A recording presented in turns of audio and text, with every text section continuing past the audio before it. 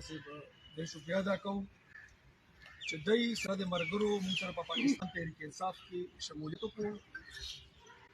داسې نوجوانان دپاره د Pakistan Tehreek Insaf party چې دا نوجوانان ده او کله چې داسې پړه لیکه نوجوانان رامخکې شي دې سره زموږ پارټي پاکستان تحریک انصاف ته یو نوې ولوله یو نوې خون ملاو شي او هغوی په یو نوي دغه باندې کوششونو سره دغه سره روان شي. ورسره نن سبا کوم حالات دي په دې ملک کې په دې علاقه کې تاسو ګورئ پاکستان تحریک انصاف قانون آئین هغې د دن لګیا ده جمهوریت دپاره د ازادۍ دپاره جدوجهد شروع کړی دی او انشاءالله هغه وخت لرې نه دی زمونږ قائد عمران خان اب بیا راوځي او د دې ملک لیډ به انشاءالله چې عمران خان کوي ځکه چې دا د هر پاکستاني د هر نوجوان د زړه حواس دی.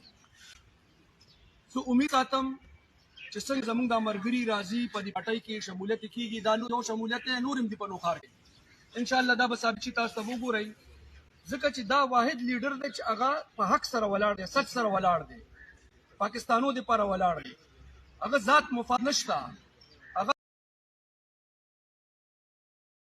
ہم پی ٹی آئی میں کیوں آ رہے ہیں؟ مسائل ہمارے آئینی ہیں، مسائل ہمارے فائنینشیل ہیں، مسائل ہمارے سیکیورٹی کے ہیں، مسائل ہمارے فورن پالیسی کے ہیں. مجھے بڑی خوشی ہوئی کہ عاقب بھائی نے اور ظاہر شاہ صاحب نے غزہ کی بات کی. اس ٹائم پہ آپ دیکھ لیں فورن پالیسی لے لیتے ہیں. ہمارے کیئر ٹیکر پرائم منسٹر ہیں. کیئر ٹیکر پرائم منسٹر پہلے تو وہ کیئر ٹیکر ہے نہیں، انڈر ٹیکر پرائم منسٹر ہے، کیونکہ ان کا کام کیا ہے؟ ان کا کام ہے کہ آپ پاکستان میں فری اینڈ فیئر الیکشنز کرائیں جو کہ ہمیں نظر نہیں آ رہے. اگر وہ فری اینڈ فیئر الیکشنز کرانا چاہتے تھے تو آج پاکستان کی اور تحریک انصاف کے جو رہنما ہیں سیاسی کیسوں میں اندر نہ ہوتے. ان کا کام کیا تھا؟ غزہ میں ایٹ لیسٹ کوئی سخت بیانات دیتے، لیکن انہوں نے نہیں دیے. وہ جنرل اسمبلی میں گئے، انہوں نے وہ بیانات نہیں دیے جو ان کو دینے چاہیے تھے. سیلفیز انہوں نے زیادہ کھینچی، وہ ہمیں پتہ ہے، لیکن وہ بیانات نہیں دیے جو ان کو دینے چاہیے تھے.